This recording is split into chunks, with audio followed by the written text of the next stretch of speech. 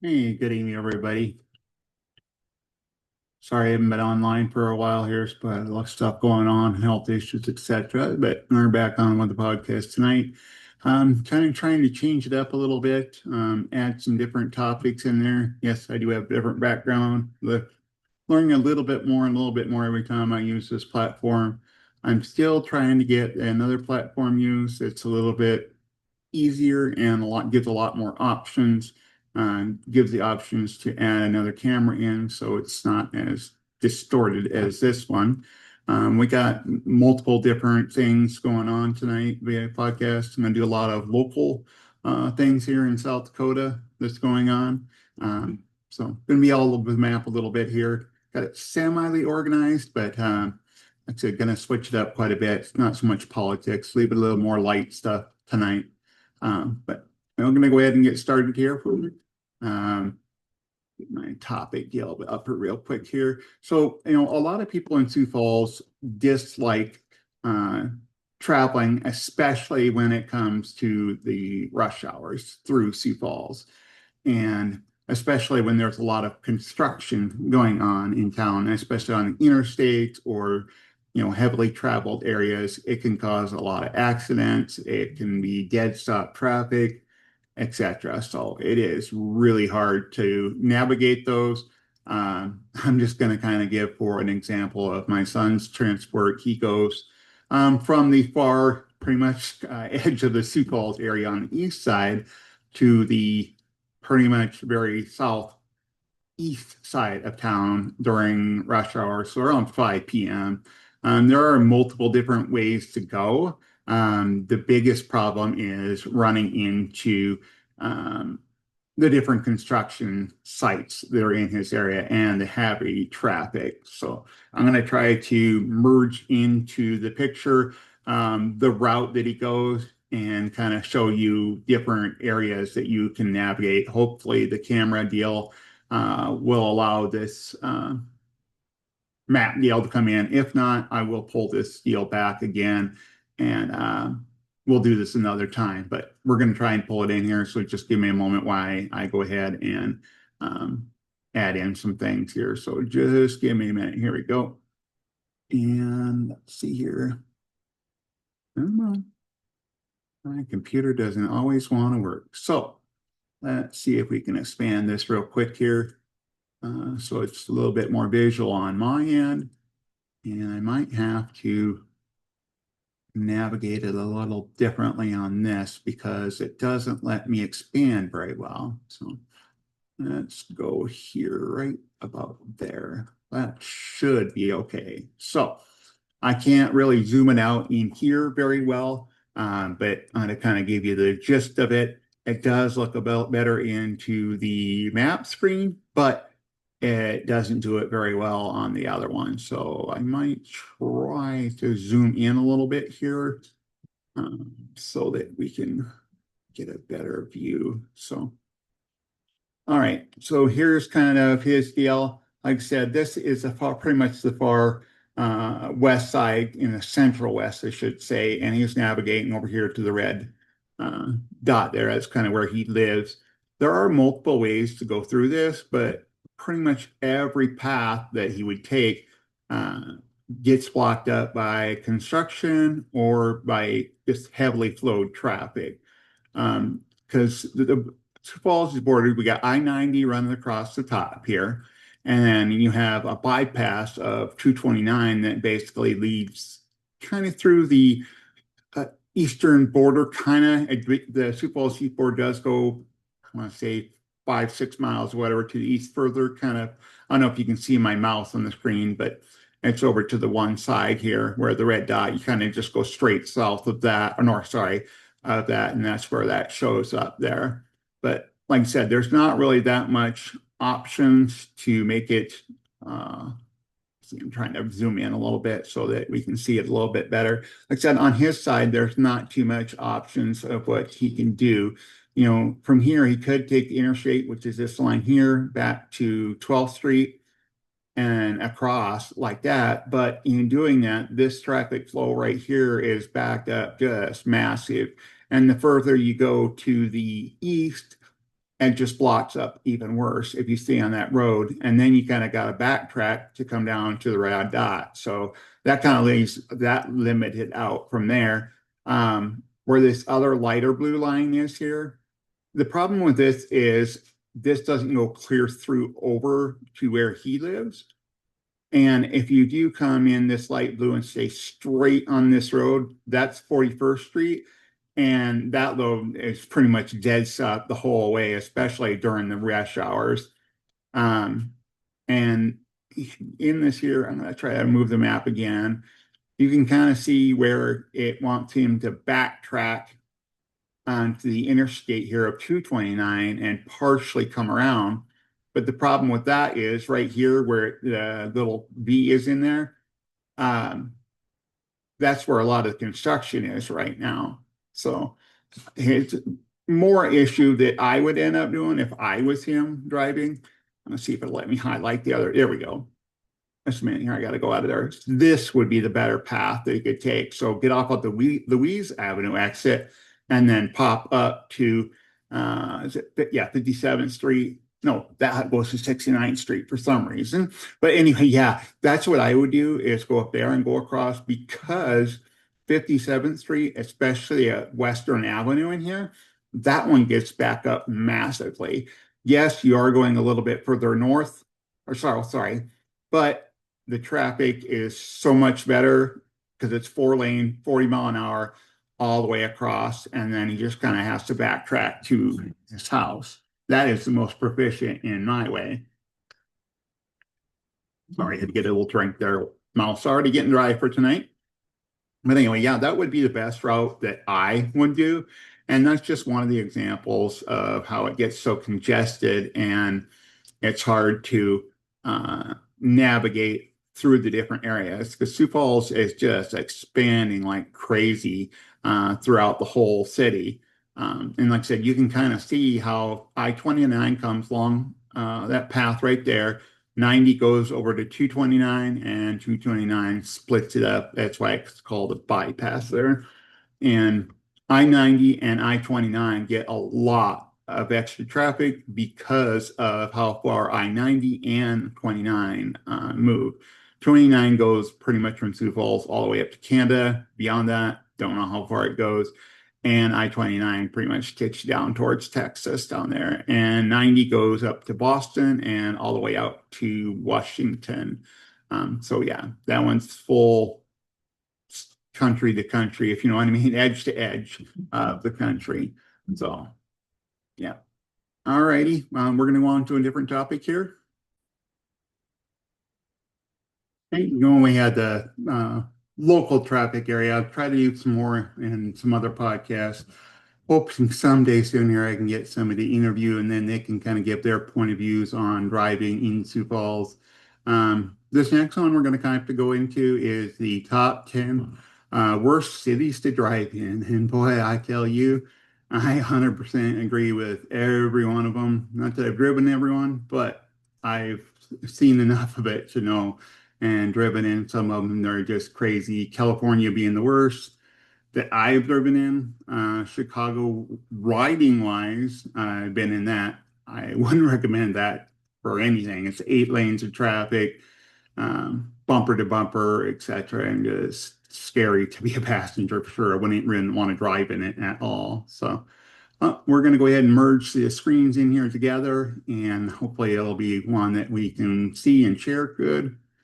And let's see here if I can pull it in correctly this time. Okay, so there is the screen there, and we'll just go ahead and work on this. The first one is Los Angeles. How do we not have to be the top? That is one of the busiest cities in the whole United States. So the city of Angeles is known for calling their highway a parking lot. The sprawling metropolis relies heavily on cars, leading to nonstop gridlock, especially on the notorious 405 and 101 freeways. Commuters can expect to spend endless hours in traffic, making LA a driver's nightmare. Can't say as I would not agree on that one because I have driven in California, but fortunately I've missed the rush hour areas and the interstates they're talking about. But The other smaller highways and stuff are basically just like driving in Sioux Falls, but they're considered um, normal A's, but you got, 4 or 5 lanes going one way, and it's not even an interstate. So, yeah, quite complicated. And if you're not paying attention, you can get into gridlock just with them. And when what's really unique, and especially in the LA area, is the side streets. You got freaking people doing anywhere from 50 to 80 in a 30, 40 mile an hour zone. And from what I've been told, that the police don't even look for speeders unless it's like really out of control. So yeah, that's pretty bad that you can do that and get away with it. But our next one up here is New York City, New York. Driving Big Apple is more like sledging through an obstacle course. The mashup of narrow streets jam-packed with taxis, buses, and pedestrians turns a trip across the town into a demolition derby. That's a very good description. Never driven in New York City, and I don't think that I would even want to ride in through there as a passenger in a cab or whatever. I don't think I would want to do it. Someday I would love to go there and visit and see a little bit what it's about, but driving, not so much.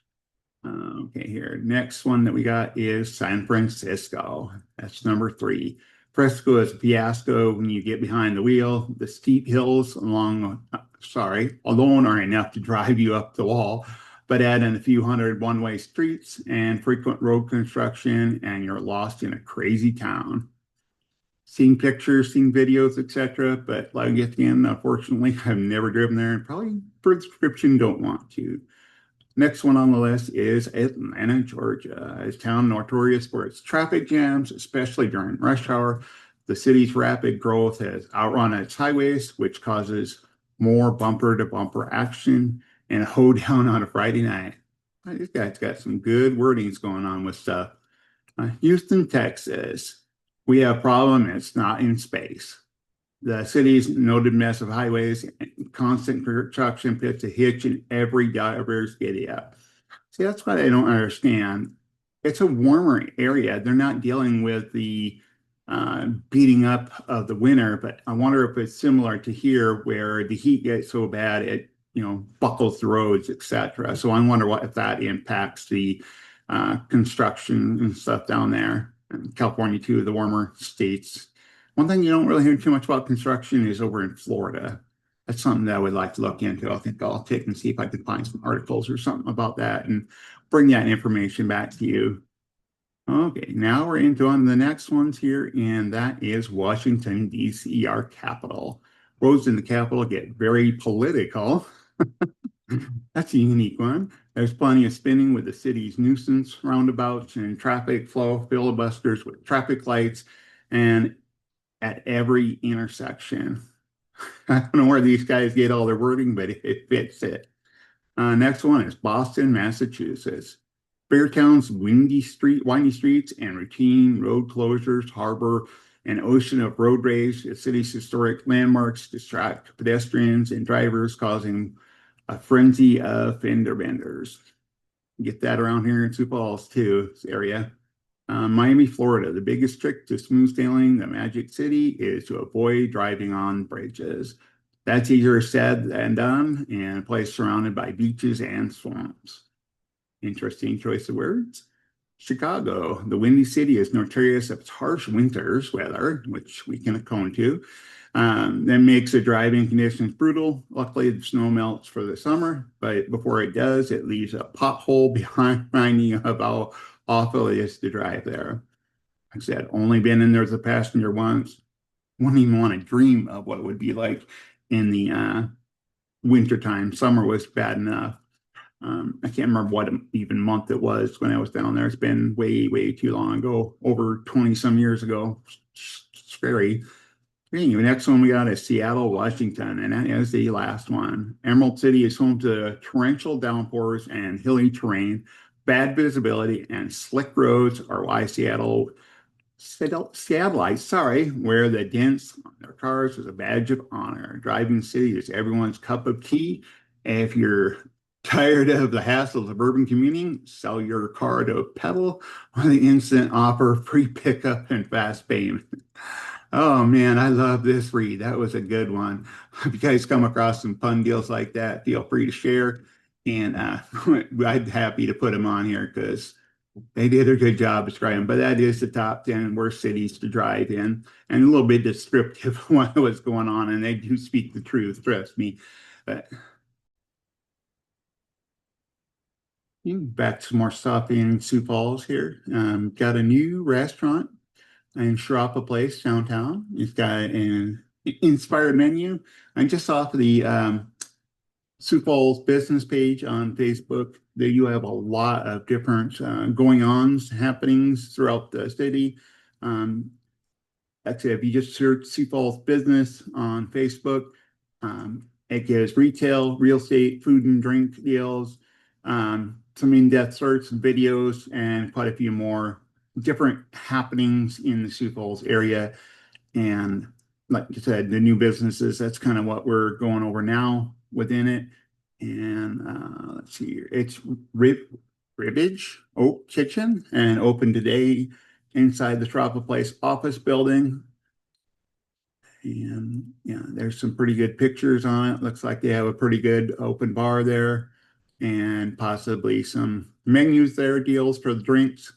Drinks are pretty popular in the area, especially not high end, but you know, everybody likes a good mixed drink here and there, especially if you're in a meal type setting where you don't really want to get toasted, if you know what I mean.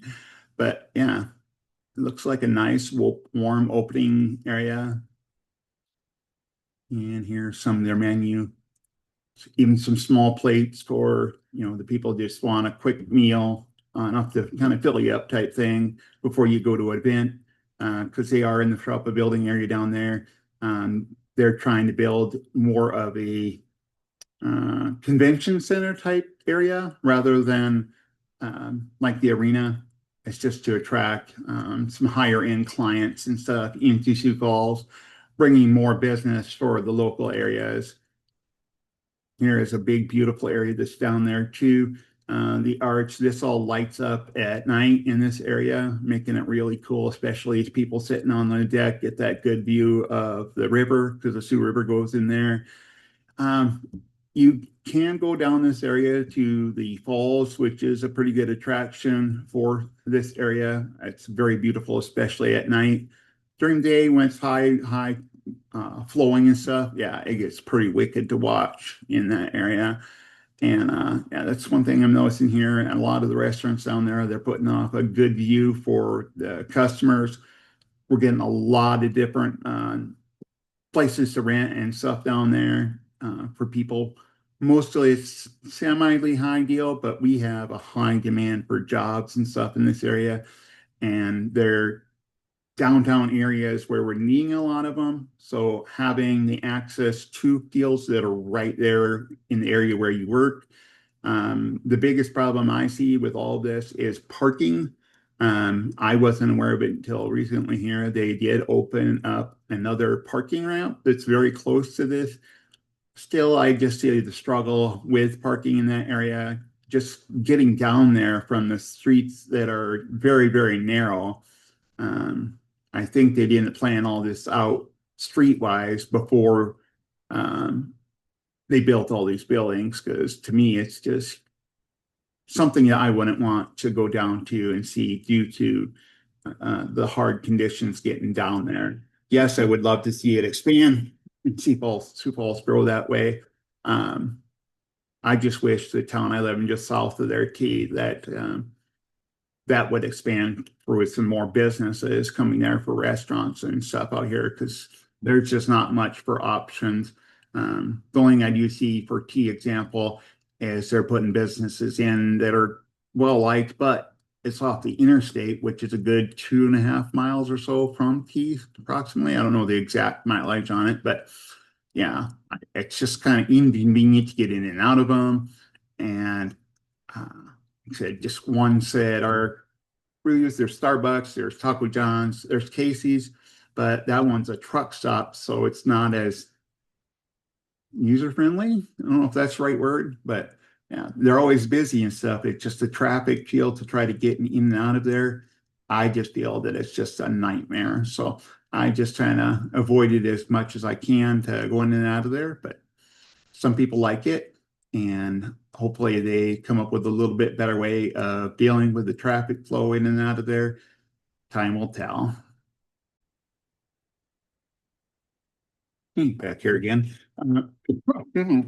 So I was just peeling through Facebook a little, and this is a little bit more about some South Dakota history here and the annual moving of the buffalo out in Custer State Park. They round them up and move them to a different area of the park annually. It's usually around the same weekend here. Um, Excuse me, I apologize. And this year it is September 25th through the 27th. And if you just go on Facebook and you type in Custer State Park, there is a pretty good article on this and more information about events that coincide around that. And one thing that caught my eye is the air balloons here. I've never seen them have that attraction there. Have never been there, but I have seen it multiple times every year of watching them do it with what they have on either Facebook or the local TV stations, etc. That is one of the things that is on my future bucket lists. Hopefully someday I'll be able to do it because just a beautiful event to watch with what's going on out there. It's like I said, it's just tremendous view of everything there. And let's see here. Let's hopefully it'll let me take to the extra link here. And so, yep, here's on the South Dakota Game Fish and Parks deal here article on there. There is quite a bit different things that and time things that they do things. There's what you need to know. The Buffalo Roundup Arts Festival, that would be interesting to go check out to see what's going on with all the new things regarding anything Western style deal. That just is part of my bucket list type things too. Used to wear cowboy boots, cowboy hat all the time, but got way out of doing that over the years. Kind of something then I've always kind of want to dabble back into, but don't foresee that happening anytime soon. But yeah, like I said, this gives a lot of different articles of what they're doing, where it's at. Um, and like I said, it is an annual deal. And what I've noticed is year to year, they make it bigger and better every time. I think they have to kind of take in consideration how dry it is out there because you're talking an area where usually doesn't get a lot of rain out in that area. Not always, but usually it doesn't. So they really have to kind of go off of that when it comes to getting things set up for it. And like I said, it's been going on for a long, long time, and people spend put their vacation time around being able to go out there and enjoy watching the old-fashioned roundup with it. Okay, we're going backwards just a smidgen here. We're talking about traffic, of course, earlier, and I meant to grab this one in there when we were talking about, moving through traffic and stuff. Here's the one that's on 229 that they're currently working on, and hoping when they get this finished up, it will stop a lot of the wrecked vehicles, etc., on this road. And this is why currently that it's so much of a struggle and backup when there's accidents, etc. As my son can attest, it's a bad area for jam ups and accidents. My youngest son got in an accident on here, not his fault, nobody's hurt, thank God. But yeah, it's a big mess. And hopefully once they're done, it'll be much better. And this is the intersection of I-229 in Sioux Falls and Cliff Avenue. And that's where they're redoing the ramp and the bridges on both sides of it and widening it so it has more of a flow for traffic through that area. Yes, it is a ginormous mess until they get it done. But if you look at the pictures and the widening, etc., myself personally, I think it's going to be a lot better when it's done. Yes, I can't talk today. But anyway, if you can look and see how wide that is, and people don't understand how much work this is. I mean, that's a huge distance across. You got beams underneath that have to be filled and solid before they can build on top of it, etc. It doesn't really give too much of a timeline of when it's done. Their projected kind of is in November-ish to have it done. You can see right there, all lanes are expected to reopen to traffic for the winter in late November. But yeah, you can see all of the work here that they have to do, how much they had to dig out, reinforced different areas. And like I said, they're widening in it and they're making it more like a lot of the other interchanges that they did, similar to the one off of 12th Street and Interstate 29. It should look a lot like that. And we're hoping once it's done that traffic will flow quite a bit better. Um, there is one other area here. I had the picture, now it went away. Construction on 12th Street here. They're working on 14th Street in that area too. Supposed to be completed in the next 1 to 2 weeks. Their next one, and hopefully they don't start it till next year, is Rice Street between Cleveland and Veterans Parkway. And hopefully in that area won't take too long because that impacts a lot of traffic. So be prepared for that, guys. Hopefully it won't cause too much of an issue, but just always be prepared for road construction and delays.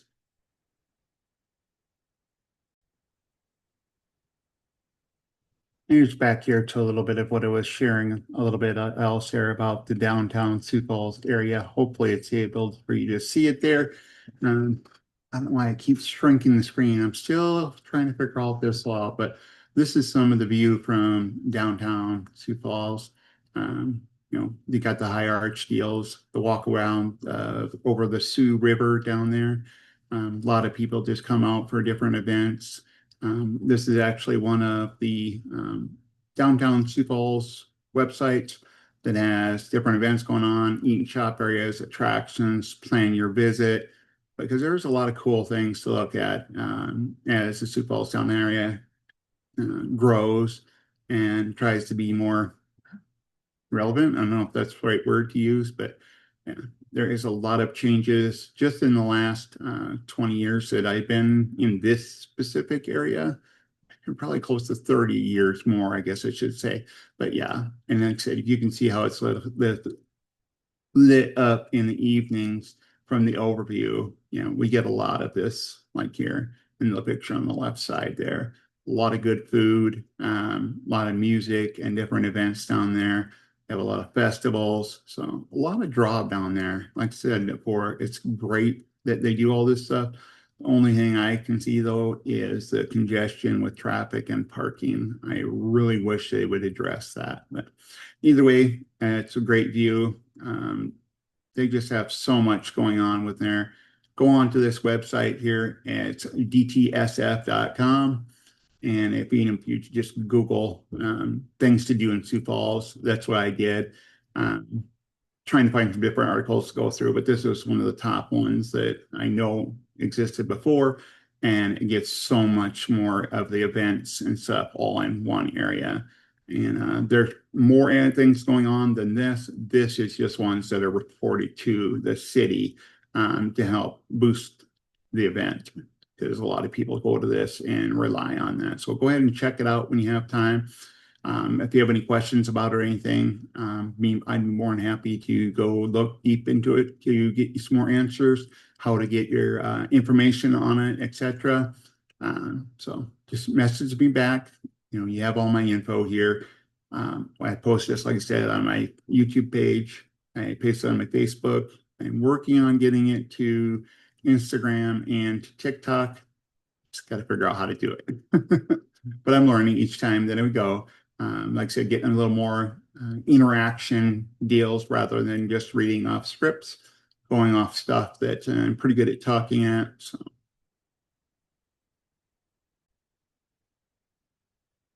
You guys back on here again. Sorry, I had to take a moment of your break there. And I am going to switch it up a little bit. I'm going back to a different topic because there has been a lot of issues with attempting to buy vehicles, stress, how to take stress out of it, etc. Myself, I've been dealing with the same thing. We've actually been using Facebook to try to find a lot of different vehicles. and it is a nightmare. This article that I did find here is actually on Sioux Falls Ford, and at Sioux Falls Ford Lincoln is the actual part of it. And it is the 6 ways to take stress on finding your next vehicle. And we actually bought a Lincoln Corsair, and I can say that is one of my most favorite vehicles for the size, the speed, the power, etc. It is very good. We average about 30 miles to the gallon, which for everybody that thinks going on, you know what 30 miles a gallon is pretty dang good. Yeah, it drives nice, handles really well, etc. So one thing about Sioux Falls Ford Lincoln is you get the best pricing deal. They do not dicker anything. What's on the window is what you get, and that's their best price. And most places will dicker, but they put it what they're at, and that's it. So that takes that little bit of stress off. You know that what's on the window, you're just, don't have to second guess it. You either can afford it or you can't, one or the other. So like I said, there's not deal. The next thing is negotiating for your cash value of your trades.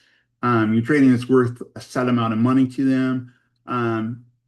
It's pretty simple. Your vehicle is worth what the same to us, whether you buy it from us or not. You're going to get the same price. And a lot of them, what they do is use either KLA Blue Book or a couple of the other deal sites to value what it is for the area that you're in, because the different areas you live in, the different value it's worth. And then the second portion I saw on that is depends on the season. If you're in the winter season, pickups are more valuable than cars because of the ability to get around. So you have to really, really watch when you're buying the vehicle of what season you're coming into for what you want to purchase and your needs, of course, too. And they're very good about helping you figure out what's the best fit for your budget, etc. That's one thing that I really, really like about dealing with them. And their attention to the small details and the explanations of, what's going on with your pricing, with the gap insurance and stuff like that. Because we didn't realize on the gap insurance on what it all was. And it really made a huge difference for us, and the pricing was not that much through them. Other places might be different, but if for some ungodly reason you were get into an accident, obviously when you're driving and etc., the vehicle depreciates. So what that gap insurance then does is it takes from what the vehicle's worth to what you owe on it, and it pays the difference. So that way you can get right back to what you had before. I think it was like $50 or $60 or something for the whole plan. Wasn't that bad. Hope to God never have to use it, but it's there, and it was a very, very reasonable price. So definitely well worth it, and would do that again.